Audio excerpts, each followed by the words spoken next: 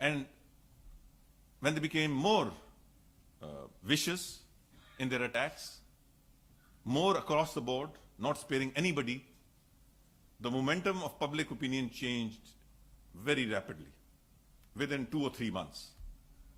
That is all we needed. We then again held an all-parties conference. The same all-parties conference which gave us the go-ahead for a dialogue process now gave the government the go-ahead for strong administrative action, including military action. And then, of course, there were meetings between the civil and military, and the Zarb, as we called it, was ironed out. The timeline was ironed out, and the time frame was decided upon, and we went into the military operation. I think by dint of sheer courage and commitment of our armed forces, our security agencies, including the police, the civil armed forces, the intelligence agencies, a little bit maybe, I would like to claim a little bit of credit at the government side that we coordinated efforts, both between the civil and the military, between the intelligence agencies, which previously would not even allow other intelligence agencies to come within their periphery or within their area of responsibility. Now we have 30 plus intelligence agencies of Pakistan working hand in hand. We have the police, civil armed forces, and the armed forces working together in a system called, again, our government put in place, integrated security mechanism. In the cities and towns, we got the armed forces to clean up FATA, to clean up our border areas. We got the intelligence agencies to check for infiltration and wipe it out wherever necessary. We got our police as the first line of defense in our cities, followed by the civil armed forces, rangers or frontier corps, and army as a third line of defense, but within the barracks. So only in a case of emergency, when the Ministry of Interior feels that a certain incident has taken place and maybe the army's help is needed, the army is called out both as a third line of defense, and also as a rapid response force. This is the integrated security mechanism which we have in place. As I said, the restriction on time will not allow me to go into the details. I can only say that the difference has been that we worked. It was a difficult approach. It was a complicated situation. There was no quick fix solution, and there cannot be a quick fix solution in these cases. But we worked brick by brick. There were a lot of problems. Everybody, every institution, every department is not willing to allow another agency or another department to come within its area of responsibility. But we made that possible. And organizations, ministries, departments looked at the larger picture and made that happen. And therein lies the success of Pakistan's, by the grace of Almighty Allah, the success of Pakistan's security policy. That 2013, I'll not go to 2000, again, I'll ask you to check the figures. Last year, 2015,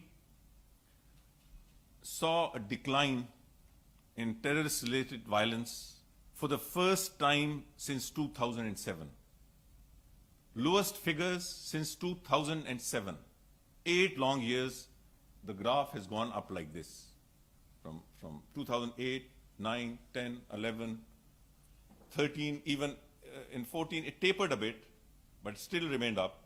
2015, it came down. You'll be surprised to know that apart from the fact that Pakistan has seen the lowest level of terror-related violence since 2007, the figures speak for themselves. There has been a drop of 38% in terrorist-related violence over the previous years, 38% in 2015. It has been 54% decrease in the first 4 months of this year. 54%. There have been a huge drop of terrorist-related deaths, 40% last year. Suicide bombings a decrease of 31%. We'd like to raise this figure because that is going to be the crux of our policy in the months and weeks to come. We need to nab these individuals, these misguided individuals, right at their doorsteps, right in their homes. And we've been doing that. In the last 1.5 years, there have been 14,000 intelligence-based operations. It is mind-boggling, 14,000. Just imagine the amount of effort, the amount of intelligence input, the amount of hard work, that brick to brick of effort that has gone into it. It's not just, the decline which has come. It is the huge amount of effort and money that we have put in. But more importantly, the suicide bombing and the violence that our intelligence security agencies have been able to stop. It's in thousands. And due credit is not given, unfortunately, to our intelligence and security agencies. Now, it sometimes is weeks, sometimes it's months, when not a single terrorist incident takes place. But there's a downside. When 5, 6, 7 terrorist incidents were taking place on a daily basis, there was no public reaction. Now, even if it takes a few months and a terrorist incident takes place, there's a huge reaction. So the pressure on the government, the pressure on the security agencies, we accept that pressure. We appreciate that the people of Pakistan can no longer tolerate this state of affairs. But we also, this government would like to take the credit for this change in public perception. On the one hand, 2013 and previously, there was indifference, almost a kind of callousness. Now there is awareness. Now there is a lot of public focus on what the intelligence agencies are doing and what the security agencies are doing. I will be able to answer questions, but one last point. I hope you'll allow me to just take 2 or 3 minutes on that. As I said, most of this fallout on Pakistan has been on account of the regional situation, for no fault of Pakistan. A lot of the games that are being played are the superpower influenced games, if I'm allowed to say that. But the fallout has been on Pakistan. Not enough appreciation exists in the West for the sacrifices that Pakistan has made. Not enough appreciation exists for the efforts, single-minded efforts, which our government, our armed forces, our political parties, our security agencies, intelligence agencies, the people of Pakistan have put in to improve the situation. We have been left on our own. A lot of input coming from the West is more the nature of criticism rather than appreciation. We have fought this war all on our own. But there is one message which I'd like to give to my friends here.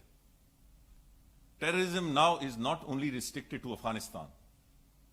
It is becoming an international problem. There is no universal solution to it. Please understand that. The West cannot impose its solutions on our part of the world. Let us handle the solutions. Trust us.